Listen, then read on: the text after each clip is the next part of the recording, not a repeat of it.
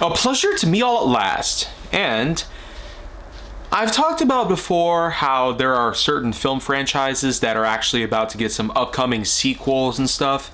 Like, you might remember when I talked about Godzilla and Kong: The New Empire, how we're supposed to get another sequel of Godzilla and Kong next year. And then, of course, there's also going to be a sequel for Cliffhanger. But some of you guys don't really know, but Sega had actually bought out Rovio, the same company that's responsible for the famous game Angry Birds. And of course, what I haven't done already is create a video about the Angry Birds movie. Yeah, so this film is, believe it or not, going to turn 10 years old this year. And of course, there was also a sequel which came out 3 years later in 2019. And while there hasn't been much news about a so-called Angry Birds Movie 3, that's something that's considerable down the line. Considering that Sega has had a lot of success with the Sonic the Hedgehog films, it would be surprising if they somehow made Sonic the Hedgehog and Angry Birds a collaboration project. Sounds just possible, if you will. Kind of like if Sony were able to combine Destiny 2 from Bungie, of course, as well as Diablo, which was part of Activision Blizzard. But who really knows what other crazy ideas are down the line. Anyways, though, Angry Birds movie. Jason Sudeikis, Josh Gad, and Danny McBride. But I feel like that's just a simple way to put it together. So, here's how it all goes down. The intro explains to us about our main protagonist, Red. He, of course, is voiced by Jason Sudeikis, whom you might remember from other forms of media, including The Cleveland Show. As infamous as that sounded, I mean, Sudeikis' career had to start from somewhere, right? And that's probably not the earliest that he's done. Either way you look at it, though, years after The Cleveland Show ended, he had to go somewhere else to find some work. So, Rovio and others were able to get him aboard, and of course, have Angry Birds movie lined up. But in the case of Red's story, he of course was born with large eyebrows. And this, of course, was something that most other birds on Bird Island would basically tease him about and taunt him about. It eventually gets to the point in which that many years later, and he's practically fully grown by this point, fully matured, except for the fact that he has a certain recurring issue taking place. Anger. This, of course, would eventually trail off into what we know as the Angry Birds themselves. But, considering that they had to start somewhere with this, it seemed that Red, the one who started it all, he would be the first to be angry, and the rest of his kind on Bird Island would eventually do the same thing. Before that happens, though, there eventually comes a point in which that Red is working a job and he has to deliver a birthday cake to a child's party on time. And even though it was a bit of an ordeal, he somehow manages to get it to them right as the party's going on, only to accidentally crash into the parents' nest. His head ends up getting stuck in an egg, and once they get him out, the little birdie that's inside ends up calling Red Daddy. Yeah, no joke. I mean, obviously the parents were really mad about this, so Red is taken into court where Judge Peckinpah lays down a punishment for him. He apparently is now forced to go into an anger management class, which of course is led by the white bird, Matilda.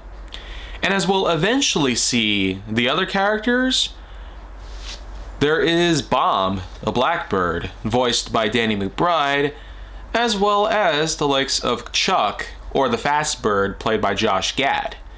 And there are some other members in the group as well, including the massive Red Bird, whom of course, he unfortunately doesn't have that much of a voice in comparison, but with all of these birds put together, this kind of leaves us with the likes of the trio of bluebirds, which, as we know, in the game was a multi-shot. But as I mentioned before, you have Red, whom is the standard issue bird of the Angry Birds group. You have Chuck, who can perform a speed boost. You have Bomb, who can explode. Matilda, who can drop eggs. And there's also others that we get to see along the way as well. But before all that happens, Anger management class goes on with Red trying his best to contain his anger, but at the same time having to unleash it in certain ways. And while life does go on in many ways, hopefully without much of Red causing any more trouble, there eventually comes a point in which that newcomers arrive on the island. They're all led by a bearded, green, large pig known by the name of Leonard. He, of course, is voiced by the one and only Bill Hader. Now, of course, one thing that's important to note here is that the pigs are seen as the antagonists of the game.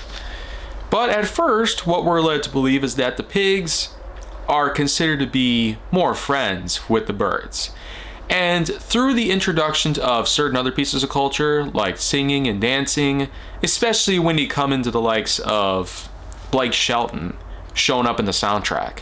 And there's plenty of other songs in the soundtrack as well, apart from some originals made for the movie. Still though, it's all a unique transitional pattern in which that it goes from the life of the birds supposedly being ruined by Chuck's as well as Red's influence. Basically, this anger management class is there to rid these birds of their problems. And even though Red does try to convince Matilda and the others that he's not feeling any different than the others or angry like the others, they still try their best to keep him in line. Red does, of course, have problems with these pigs, these newcomers, if you will, mostly from the fact that they are getting into his belongings and stuff, and a number of other things also begin to happen as well. The pigs are essentially all over the place at some point, and it gets to the point in which that a party goes on where the pigs are basically doing a Daft Punk impression and are actually doing great at keeping the birds occupied while a certain thing goes on outside. A massive clubhouse is packed to the brim, while a majority of the birds' homes are just left vacant and easy to rob. Yeah, so by the following morning, the town is practically left in shambles, well vandalized with a lot of stolen property, mainly in the form of eggs. What the pigs, especially Leonard, did not tell the birds is that they were, of course, egg thieves and hoping to get some food for themselves. And so, this is what led them to grab the eggs out of the many birds' houses and steal them for themselves as they make their way back to Piggy Island. But, of course, thanks to some convincing from Red, and the idea of him feeling angry is just the symbolism of him being basically who he is, a bird. A descendant of the dinosaur. They don't have to be nice and all that. Soon enough, all the other birds are in line with his plan of going to Piggy Island and taking back the eggs. So, they make their way over there and are basically armed to the teeth, in the form of a giant slingshot that is planted into the ground. And Red's unique plan is to send every bird flying into Piggy Village.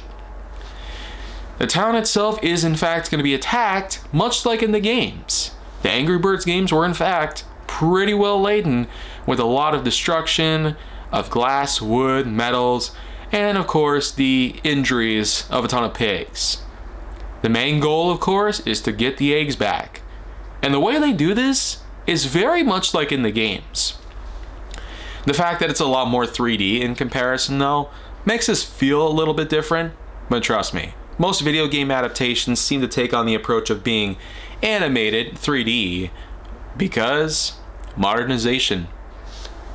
On top of all that, while the initial few strikes against Piggy Village proved to be pretty effective, some of the others, including Red making his move, ends up getting close to the castle. Basically, since Leonard is considered to be the high ruler of Piggy Village, he of course utilizes some of his own armies and eventually makes a counterattack against the birds. But one thing I hadn't already mentioned yet was that the birds also have a bit of a secret weapon. The Mighty Eagle. Yeah, because if you hadn't already known by now, there is in fact a legend called the Mighty Eagle, whom of course is somebody that Red, Bomb, and Chuck actually go out to investigate, and eventually when they manage to find him over in his supposed lair, as well as the Lake of Wisdom, And I'm not kidding when I say it becomes dirty pretty quickly. When we see Mighty Eagle for the first time, he, of course, just gets up out of bed to go take a whiz. Yeah, kind of a way to ruin it all, but it does make sense when you think about it, knowing that in some ways, celebrities, they haven't aged all that well. And we might think of some of them as still being popular enough to talk about, but in the sense of it mostly being on the controversial aspects, Mighty Eagle seemingly is more of the type in which that he hasn't exactly had all that much of attention given. And so this does, of course, lead some to believe that he was not exactly existent and more of a myth. I should also mention that the Mighty Eagle is actually played by Peter Dinklage. Yeah, just a year prior, he was, of course, famous for Pixels. But what do you know? He's now part of another video game movie. And I'm sure that sooner or later we're going to find him in other films as well. Anyways, though, Mighty Eagle eventually comes to the aid after some convincing gets made. But since his lair's already back in Bird Island, he has to make his way all the way over there to Piggy Island. And once he does so, Red, of course, does use a certain whooping call to lure the Mighty Eagle into the kitchen of Piggy Castle, and he essentially completely thwarts the so-called dinner plan. But it was mostly of an accidental thing, where he even bangs his head on the cauldron of piping hot water. Of course, while many of the bird's eggs are rescued, one eventually falls back into the clutches of Leonard, and he takes it hostage holding a candle to it. And this is all happening in a giant room full of explosives.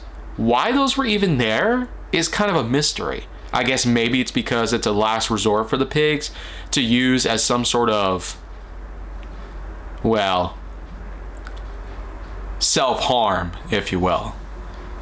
But again, it's seemingly of a last resort, because why else were they underground to begin with? Anyways, though, it's just Red and Leonard standing off after some words come out and realization about what Judge Peckinpah had told him earlier. Anger is not always the answer to his problems. So Red just calmly allows Leonard to drop his guard, and eventually Red is able to successfully retrieve the egg, and the cauldron comes on down, shielding him from the massive blast of dynamite that ensues. And so Red is essentially launched out of the hole and back on the solid ground, not far from where the other birds can see him. Red is seen as a hero in this instance, and as a result, even all the newly born birds of those eggs that have been rescued back on Piggy Island eventually gather to sing a song about Red. It's basically kind of like the Mighty Eagle song, but it's basically Mighty Red now, because Red is the one who rescued all of these young infant birds. Because if not for his help, they would have been turned into omelets for the pigs by now. Now, when you really look at it in a certain perspective, there's been a good amount of material to work with by now. One movie brought us a lot of characters that were familiar from the franchise. I mean, you had the big guy, Terrence, whom he alone unfortunately ended up destroying the slingshot. But then, of course, there was also the likes of most of the other characters. And remember when I mentioned the trio of little bluebirds? Well, it turns out that last egg that Red got a hold of, it ended up hatching, and the three little guys just poked their heads out of the shell. So that's basically what that is. You got these three little guys sticking their heads out. I can't really be sure what their names are supposed to be, but nevertheless, the fact that they even lead off the Mighty Red song at the end shows that we probably will have more of an inclusion of them in the sequel. I, of course, only saw it once in theaters, but I will get to talking about that very soon. For now, though, Angry Birds movie does a really good job at bringing us the story of Angry Birds. It gives us the whole basic plot line of what the games told us, with the birds and the pigs fighting each other over some eggs, and this movie was able to elaborate the whole thing to create a whole feature-length film sort of storyline. And I'm also pretty fond of the idea of having certain original characters be brought in as a means of giving us the true story of the games being brought out in the elaborate plot line.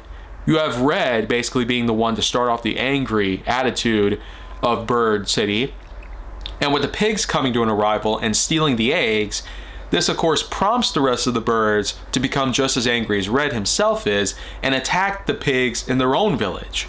So that way, they can retrieve their eggs, just like in the games themselves.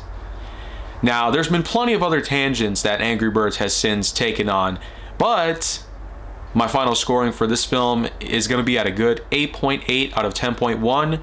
And as for the sequel, it'll be a bit different than what I've talked about here. So, stay tuned tomorrow, and I will have that in line. But make sure to like, subscribe, comment, follow me wherever you can find me, and stay on the Hollywood side.